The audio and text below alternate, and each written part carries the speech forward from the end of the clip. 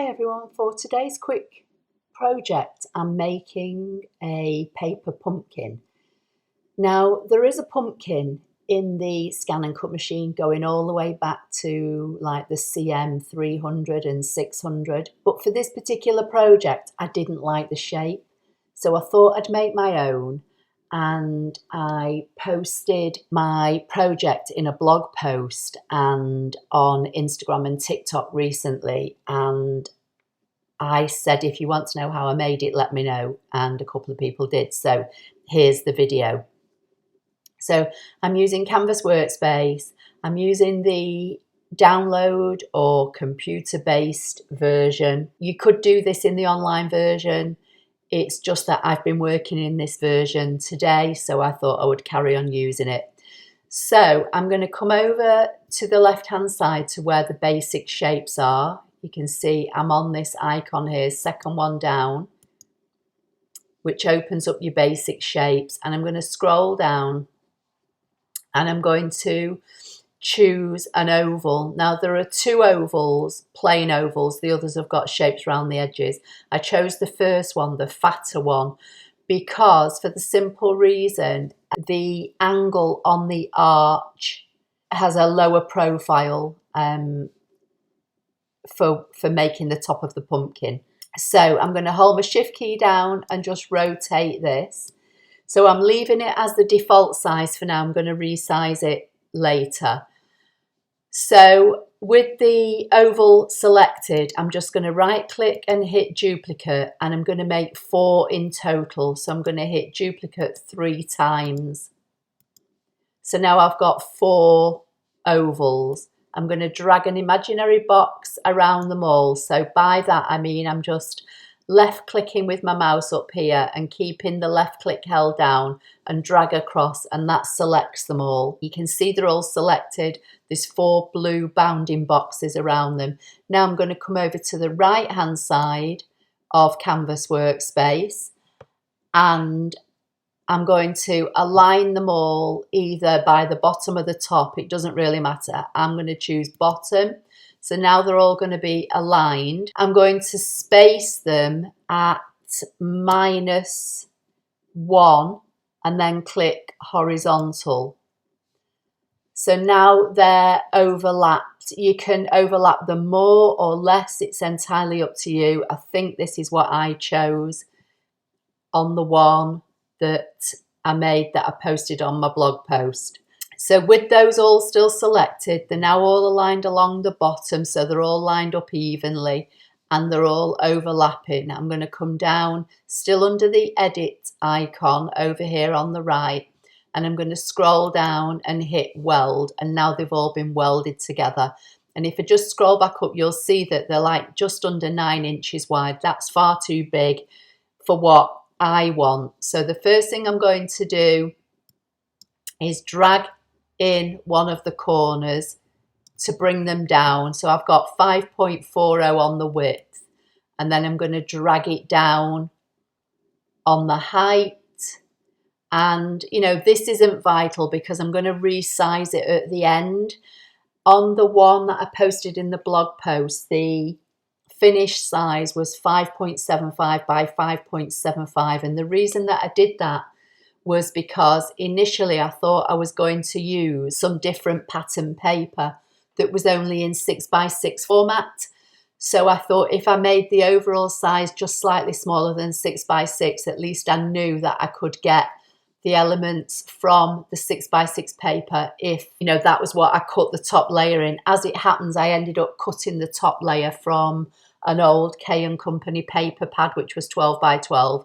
But again, you know, as I say, this is, I'm just trying to get roughly the shape that I want here. I might just drag it out a little bit and drag it up a little bit. So at the moment as it stands, I've got 5.69 wide and 4.57 high. They're inches, by the way, but as I say, I'm going to probably change it at the end anyway, but for now that's fine. With it selected, I'm going to right click and make a duplicate and just put the duplicate up here out of the way, and then I'm just going to work on this. So now I'm going to add the eyes, nose and the mouth So I initially chose a triangle, and then using the nodes I altered the bottom line to make it a curve, but there is actually a curved rectangle already in the shapes under circle. So I'm going to drag that on or select it. I'm going to use the rotate handle to rotate it round so that the curve is on the bottom. And this shape is what's going to become my eyes and nose. And then using the path icon over here on the left, I'm going to make a mouth. So to make it kind of look, you know, like a carved pumpkin, or I think some people call them jack-o'-lantern. So I'm just going to bring this down. You can see it's far too big. I'm going to grab a corner and I'm going to shrink it down, position it. I can always change the size if I want to in a few minutes, but currently that is 1.33 wide by 1.15 high. And again, I'm working in inches. So I'm going to duplicate that and make a second one. And then I'm going to duplicate it again. And using the rotate handle, I'm going to turn it upside down this time. So the arch is on the top, and that's going to become my nose. Now they're a little bit too big for the size of this pumpkin. So I'm going to select one, hold my shift key down and select the others, and then just reduce them in size all together for now. So now I'm going to draw in the mouth. So I'm going to come over to the path icon, and I want to have the mouth in this kind of space here. So I'm going to left click down here off the design, but kind of I'm going to try and keep it within this left hand space and this right hand space. If it's, you know, if it goes out of that area, then, you know, I can always resize it. But just for now, I'm just going to use this section here as my guideline. So I'm going to left click once, let go, drag a line down, then left click, then I'm going to go up and left click, and I'm not holding the mouse down, I'm just left clicking and then dragging. I'm going to have it so it's slightly different heights, and then I'm going to start and come in and up.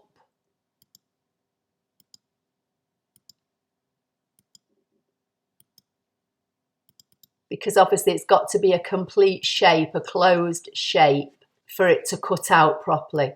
So that's going to be my mouth, and that's going to go in there. Now you can see that's looks a bit out of proportion. So I'm going to squash it up. Let's have a look at that. Okay, so that's my mouth. So I've got my two eyes, my nose and my mouth. So again, I'm going to just select the eyes and the nose, and I'm just going to move them up ever so slightly and try and keep them kind of fairly centered, and then bring the mouth in. So that's effectively my top layer, which I cut in the K & Company pattern paper. So these elements here, the two eyes, the nose and the mouth, are all on top of the pumpkin, and that's how they have to be to do the subtract. So I'm going to select everything. I'm going to come over to the right hand side to the edit icon, and then come down to subtract, and they're now punched out of there. If you can see, if I hover over the grey bit on the bottom of my mat, you can see, if you look at the eyes, you can see the grey mat through, and then when I bring it up, you can see the lines. So they've been punched out, and if I just fill it with black, you'll see what I mean. So that's my top layer.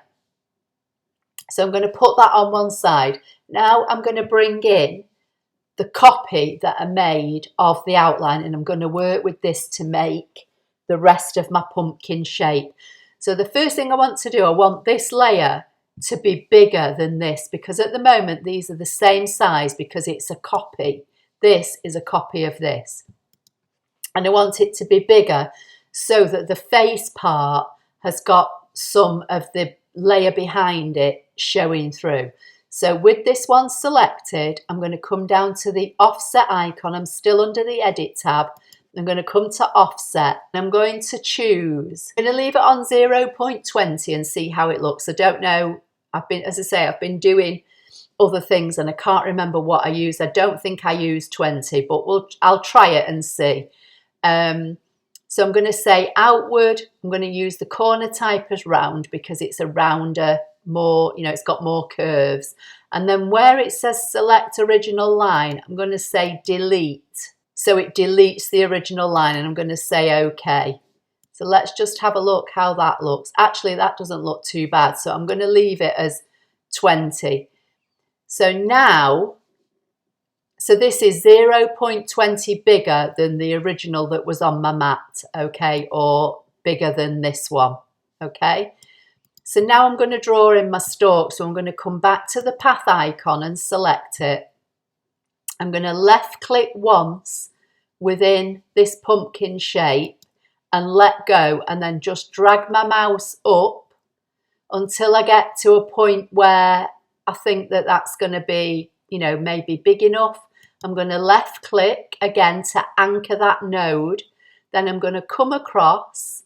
I'm not holding my mouse down. I'm just dragging my mouse over and left click to anchor that node. Come back down here onto the pumpkin and anchor that node, and then come over to the original and double click to make that a complete shape. Now again, I'm just going to left click and then click on this just to select it. I'm just going to bring it down ever so slightly because I don't want it sticking up that far. I'm going to select both, and I'm going to come down to where it says process overlap, still under the edit tab, and weld, and that gives me my basic pumpkin shape. From here, I'm going to come back to offset. I'm going to leave it as 20, outward round, but I don't want to delete the original this time. I want to keep it because these are going to be my 2 layers of my pumpkin. On the one I posted on my blog post and Instagram and TikTok, etc., the bottom layer was black, the next layer was green. Both of those had the stalk. And this one here with the face cut out was cut from like pink paper. So I'm going to say leave as is on this one, which means I will end up with 2 shapes, and say OK. So if I go to the back one and drag the black over, you can see that's now filled. If I come to my layers panel, here's my other one, which you can't see. So I'm going to choose a green, and I'm going to drag the green over, and I'm just going to put the black underneath it. And then this one was the one I did in pink in my original, and that's going to sit on top like so. So that's kind of like the basic pumpkin shape, and then I used all the elements from creativefabrica to decorate it all up. So I'm going to select everything now by dragging a box around everything. I'm going to come back to my edit tab and come up to the size, and you can see the total size now is just under 6.5 wide by just under 7 high. So I'm going to make it the same size. So I'm going to untick maintain aspect ratio. I'm going to say I want it 5.75 on the width and 5.75 on the height. The reason that I chose to do my own pumpkin rather than use the one that's already in the machine is I wanted one that was fatter. The one in the machine is more circular, and I wanted more surface area to be able to decorate. So that's how I made the pumpkin. So basically from here, all as I did now was I moved the shapes onto different parts of the mat. And then because they are under 6x6, you could cut a piece of cardstock 6x6 in black and a piece of 6x6 in green and load those 2 on your mat and cut them at once. This pink layer I did in paper. So because the paper was only single-sided, so therefore, thinner than the 2 pieces of cardstock, I cut my paper layer separately. But if you're using a paper that's maybe double-sided, so it's a bit thicker, you could probably cut all three together. So that's how I made the paper pumpkin, and all the links to all the elements I used, which I used as a print and cut, are all in the blog post. I probably will cut this again in different elements, but for now that's just to show you how the pumpkin was made in Canvas Workspace. So I hope it was helpful. Please give the video a thumbs up. Don't forget to subscribe, and I'll see you in the next video. Thank you.